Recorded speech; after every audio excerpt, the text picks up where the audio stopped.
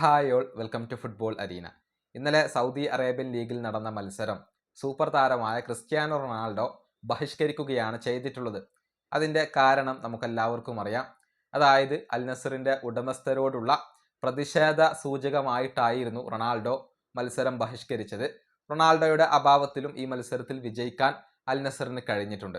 ഏതായാലും അൽ ഹിലാൽ ഇപ്പോൾ കരീം ബെൻസിമയെ സ്വന്തമാക്കി കഴിഞ്ഞു. ഒഫീഷ്യൽ പ്രഖ്യാപനം വന്നു കഴിഞ്ഞു. ഇതുമായി ബന്ധപ്പെട്ടുകൊണ്ടായിരുന്നു റൊണാൾഡോ തൻ്റെ ആ ഒരു പ്രതിഷേധം സംഘടിപ്പിച്ചത്.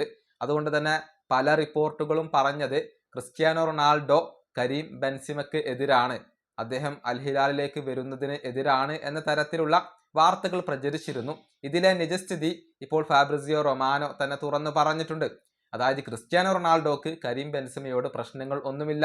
ക്രിസ്ത്യാനോ റൊണാൾഡോയുടെ ഈ പ്രതിഷേധം അത് ബെൻസിമയ്ക്കെതിരെയല്ല, മറിച്ച് ഈ ക്ലബ്ബുകളുടെ ഉടമസ്ഥർക്കെതിരെയാണ് എന്നാണ് ഫാബ്രിസിയോ റൊമാനോ പറഞ്ഞിട്ടുള്ളത്.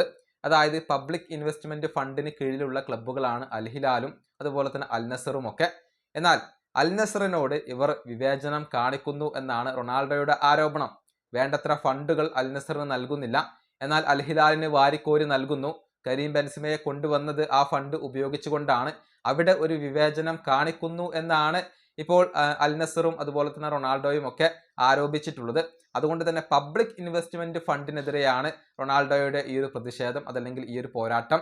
ബെൻസിമയുമായി ഇതിന് ബന്ധമില്ല എന്നാണ് ഇപ്പോൾ ഫാബ്രിസിയോ റൊമാനോ പറഞ്ഞിട്ടുള്ളത്. ഏതായാലും ക്രിസ്ത്യാനോ റൊണാൾഡോയെ കുറിച്ച് ഒരുപാട് റൂമറുകൾ ഇപ്പോൾ പ്രചരിക്കുന്നുണ്ട്.